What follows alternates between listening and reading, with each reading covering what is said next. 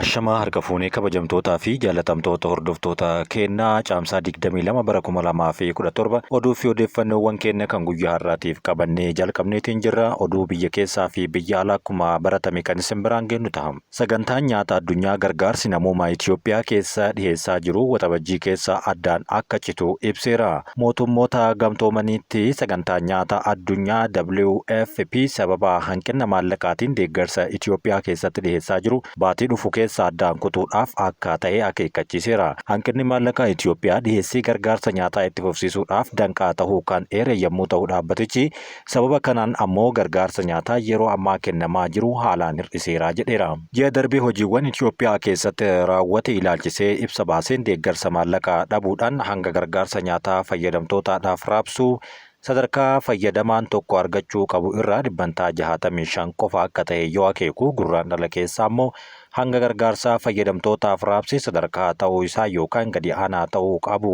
akka ta'e mul'iseeti kan inni jiru. Kanuma keessaa ammoo dhibbantaa 80 qofa akka tures akeekee tureera.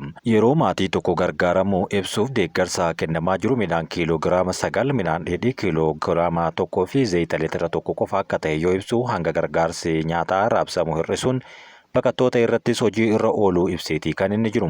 Keessattuu dhiyeessiin gargaarsa nyaata madaalawaa ta'e addaan cituu hin oolu jechuudhaan ejensichi ibsa baaseen akeekkachiiseera. Sagantaa nyaata addunyaa ibsa isaatiin Itoophiyaa keessatti walitti bu'iinsi hongee, lolaa fi qaala'insi jireenyaa ammallee itti fufanii jiran kan jedhame rakkoo wabii nyaataa biyyattii haalaan hammeesseera jechuunis dubbateera. Waraanni Tigraay keessa ture waliigalteedhaan kan xumurame ta'us walitti bu'iinsi hidhannoo naannolee biyyattii biroo keessatti keessumaayyuu naannoo Amaaraa fi naannoo Oromiyaa keessatti adeemsifamaa jiruun ejensichaan mallaqa dabalataa isa baasisaa jiraachuu dubbateera. Oduu biraatiin Itoophiyaa keessatti fooyya'insi imaammata diinagdee hojiirra oolus qaala'insi gatii dijiitii lamarraa gadi bu'uu akka hin dandeenye ibsame. Mootummaan Itoophiyaa tarkaanfiiwwan fooyya'insa diinagdee maakroo hojiirra oolchus qaala'insi gatii hagayya bara 2024 hanga ebla bara 2025tti dijiitii lama tahee itti fufeera. Ji'oottan 9 kana keessatti qaala'insi gatii waliigalaa dhibbantaa 16.1 hanga 17.5tti akka mul'ate yommuu ta'u qaala'insa gatii nyaataa waliigalaatiin itti fufiinsaan caalmaa kan agarsiisee fi fulbaana bara 2024tti dhibbantaa 19.6 ta'uun qaala'insa ol aanaa kan mul'ate yommuu ta'u hanga ebla bara 2025tti ammoo ol ka'iinsa kanaan itti fufee jira. Faallaa kanaatiin qaala'insi gatii oomishaalee nyaataan ala ta'anii onkololeessaa keessa dhibbantaa 11.6tti gadi bu'eera jechuun yoo dubbataman ji'oota garaagaraa keessatti ammoo jijjiirama guddaas agarsiiseera. Lakkoofsi tajaajila istaatiksii Itoophiyaa akka argatetti biyyattii keessatti fooyya'insi imaammata diinagdee hojiirra oolus jijjiirama gatii oomishaalee nyaataa, nyaata alaa fi waliigalaan ji'a ji'aan fayyadamtoonni isaan mudachaa jiraachuu ifa godhaniiru. Lammiileen Itoophiyaa 700 Maayinaamaar keessatti rakkoo hamaa keessa turan gara biyyaatti deebi'uun kaleessa dhagahame. Ministeerri dhimma alaa Itoophiyaa lammiileen Maayinaamaar keessatti rakkoo hamaa keessa turan 700 gara biyyaatti akka deebi'an akeeka godheera. Dubbi himaan ministeerichaa ambaasaaddar Nabiyaat Geetaachoo ibsa kaleessa laataniin lammiilee gara biyya isaaniitti deebisuudhaaf ammallee karaa imbaasii Itoophiyaa Niw Deelii jiruun tattaaffiin cimaan taasifamaa jiraachuu dubbateera. Dabalataanis namoonni dhuunfaa fi dhaabbileen sabaam ministeera irraa bakka bu'ummaa qabna jedhanii biyya alaatti carraa hojii fi barnootaa dhiheessan jedhan akka jiranis ifa godhan. Namoonni dhuunfaa fi dhaabbileen sobaa kunneenis dhaabbilee dhimmi ilaallatuun hordoffiin taasifamaa akka jiru yoo kaasan akkasumas uummanni barnootaa fi carraa hojii biyya alaa ilaalchisee duula miidiyaa hawaasaatiin akka hin gowwoomfamne akeekkachiiseera jechuun kaleessa ibsa baafameen gabaasaniiru. Lammiileen Itoophiyaa kibba baha Eeshiyaa Maayinaamaar keessatti kaampii seeraan alaa keessatti ukkaanfamanii turan kaampicha keessaa bahuudhaan gurraandhala bara 2017 kana keessa namoota hidhatan harka galanii turan. Lammiileen Itoophiyaa gareewwan hidhattootaa garaagaraa lama waraana dimokiraatawaa Kaaren Ben Vaalantii jedhamuu fi Border Guard Force kan ittiin jedhamaniin qabamanii kun kaampii yeroo keessa turaniin haala rakkisaa keessa jiraachaa akka turan ni beekama. Miidhamtoonni kun baatii gurraandhalaa keessa lammiilee Afrikaa fi biyyoota biroo keessaa namoonni biyya isaaniitti deebi'uu hin dandeenye Itoophiyaa qofa ta'uu eeruun iyyachuun isaanii beekamee ture. Al-ergitoonni 2000 ol ulaagaa Chaayinaa guutuudhaan oomisha qonnaa isaanii gara alaatti ergachaa jiraachuun dhagahame. Al-ergitoonni Itoophiyaa 2000 ol ta'an ulaagaalee Chaayinaan guuttee jedhamtu guuttachuudhaan oomisha qonna isaanii gara biyya alaatti akka ergataa turan abbaan taayitaa qonnaa beeksise.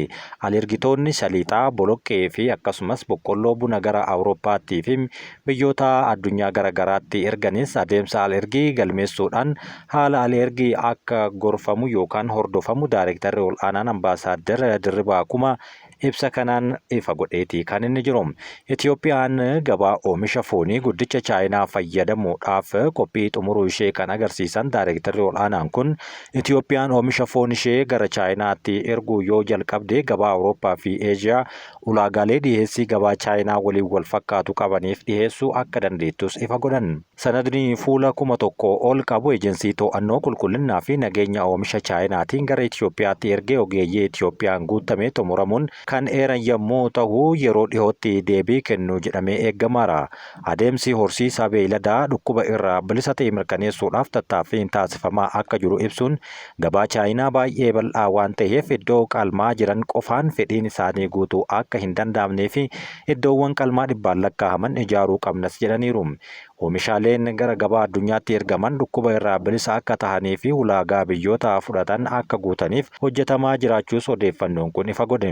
Itoophiyaan ji'oottan 6 darban keessatti foon affeelame qulqullinnaa fi nageenya isaa mirkanaa'e jette gara Chaayinaa fi Mongooliyaatti erguudhaan galii doolaara Ameerikaa miiliyoona 28 ol argatteerti jechuun Daayirektarri ol'aanaan Ambaasaadder Dirribaa Kumaa ibseera. Dhaabbileen barnoota ol'aanoo dhuunfaa Itoophiyaa keessatti argaman hayyama malee beekamtii hin qaban jedhame. Itoophiyaa keessatti dhaabbileen barnoota ol'aanoo dhuunfaa hayyama malee beekamtiin kennamee qaban akka hin jirre abbaan taayitaa barnootaa fi leenjii federaalaa beeksise. Bulchiinsa magaalota lamaanii fi naannolee 14 hunda keessatti dhaabbileen barnoota ol'aanoo dhuunfaa 375 dhaabbileen kunneenis abbaa taayitaa barnootaa fi leenjii federaalaa irraa hayyama isaanii argachuu fi haaromsuu isaanii kan ibsame yommuu ta'u, kanaan walqabatee dhaabbileen kunneen sadarkaa digirii irraa eegalee kan qabu, sadarkaa barnootaa sadarkaa idil addunyaatti beekamtii kan qabuu fi barnoota baratan biyya deeman kamittuu deemanii irra deebi'anii biyya deemanitti barumsa barachuu osoo hin barbaachisin hojjechuu kan dandeessisu mitis jedhameera. Kun maaliif ta'ee dhaabbileen sadarkaa idil addunyaatti beekamtii akka argatan gochuu fi barattoonni dhaabbilee kanneen keessatti baratan sadarkaa barnootaa sadarkaa idil addunyaatti yoo madaalullee baate dorgomaa ta'ee akka qabaatan qabaachuudhaaf maaliif hin danda'amne jedhamee gaafii gaafatameef abbaan taayitaa barnootaa fi leenjii federaalaa itti aanaan Daayirektarri ol'aanaa to'annoo dhaabbilee obbo Biniyaam Eerom deebii kana yeroo kennanitti dhaabbatichi beekamtii argachuudhaaf dursa sadarkaa idil addunyaatti beekamtii argachuu qaba, haa ta'u malee hanga ammaatti beekamtii akka hin argannes dubbateera. Sababa kanaaf jedhan dhaabbileen barnoota ol'aanoon dhuunfaa Itoophiyaa keessa jiran marti hayyama kan qaban ta'us beekamtii kan hin qabnedha jedhameera. Dhaabbatichi hanga ammaatti qaama beekamtii kennu idil addunyaa jechuunis ISO irraa beekamtii akka hin arganne dubbataniiru. Kana gochuudhaaf dhaabbileen barnootaa beekamtii qaban oomishuuf hojjetamaa akka jirus yoo dubbatan, dhaabbatichi yeroo ammaa piroojeektii dhaabbilee barnoota ol'aanoo fi mootummaa to'achuudhaaf hojjetaa akka jirus oduu kanatti dabalaniiru. Netaniyaahuun karoora dhukaasa dhaabuu haaraa Witkoof fudhachuu isaanii chaanaaliin Israa'el 12 gabaase. Yaadni haaraan kun yeroodhaaf dhukaasa dhaabuun kun dhukaasa dhaabbata akka dhaabuu fi wabii ifa ta'e Ameerikaan akka hin hammanne yoo ta'u, mariin guyyoota 60 ol itti fufee dhukaasa dhaabuun akka itti fufu wabii hin ta'u jechuudhaan marsariitii oduu waallaa qondaalaa ol'aanaa Israa'el wabeeffachuudhaan gabaasee jira. Haalli yaada dhukaasa dhaabuu haaraa Witkoof kan Dropside News kan argate wabii dhukaasa dhaabuu dhaabbataa kan hin daballee fi yeroodhaaf guyyoota 60f kan turu ta'uu agarsiiseera. Kana malees guyyoota Israa'el hidhamtoota hiikuu dabalatee yeroo dhukaasa dhaabuutti guyyatti sa'aatii 12f sochii waraanaa fi basaasaa ni hayyamas jedheera. Dhaabbanni basaasaa Israa'el karoorri kun Israa'el irratti waan loogeef Hamaas yaada kana akka diduu madaaleera. Hamaas yaada haaraa Witkoof dhiheesse irratti hanga ammaatti ejjennoo dhumaa kan hin kennine yoo ta'u, hooggantoonni sochii kanaa ammallee sanada kana qorachaa jiraachuunis dabalateera. Ameerikaan Siiriyaa keessatti alaabaa ishee fannifte. Ameerikaan Siiriyaa magaalaa Damaasqootti alaabaa ishee ol kaasuudhaan Hariiroo biyyoota lamaanii ni cimsa jedhan ergamaan haaraan Sooriyaa Toom Baarak. Fincila bara 2012 akka lakkoofsa Girigooriyaatii booda Ameerikaan alaabaa ishee ol kaasuun kun isa jalqabaati kan jedhan Siiriyaatti ambaasaaddarri Ameerikaa haaraan muudaman Baarak. Ameerikaan kufaatii Bashar al-Assad booda hariiroo Siiriyaa waliin qabdu cimsuudhaaf imbaasii ishee Damaasqootti deebistee banuudhaan hariiroo biyyoota lamaanii ni guddisa jedhamaara. Erga waraana biyyattii yookaan biyya keessa Siiriyaa bara 2011 ka'ee hariiroo Washingtanii fi Damaasqoo walxaxaa tahee itti fufee ture. Pireezidaantiin Ameerikaa Doonaald Tiraamp daawwannaa Saawud Arabiyaatti taasisaniin hoogganaa yeroo Siiriyaa Ahmad Al-Shaaraa waliin wal arguun qoqqobbii Siiriyaa kaasuun isaanii yaadannoo torbeeti. Libaanoositti loltoota Ayirlaand nagaa eegsisan irratti dhukaasni baname. Loltoonni Ayirlaand kibba Libaanos keessatti nagaa eegsisuudhaan tajaajilaa jiranitti wayitaraayyaa ittisa biyyaa Libaanos waliin sakatta'insa waloo taasisaa jiranitti dhukaasni irratti banamuu itti aanaa ministeera muummee Ayirlaand beeksise. Taateen kun kan mudate naannoo Biluu Laayin kibba Libaanositti yoo ta'u, ollaa naannoo gareen kun keessatti socho'uu rasaasni meeshaa waraanaa xixiqqaa hedduun itti dhukaafamuu isaa raayyaan ittisaa Ayirlaand beeksiseera. Konkolaattota waraanaa isaan ittiin socho'aa turan irras ta'ee namarraa miidhaan qaamaa gahee jiraachuu baatus hanga ammaatti wanti ifatti himamee jiru.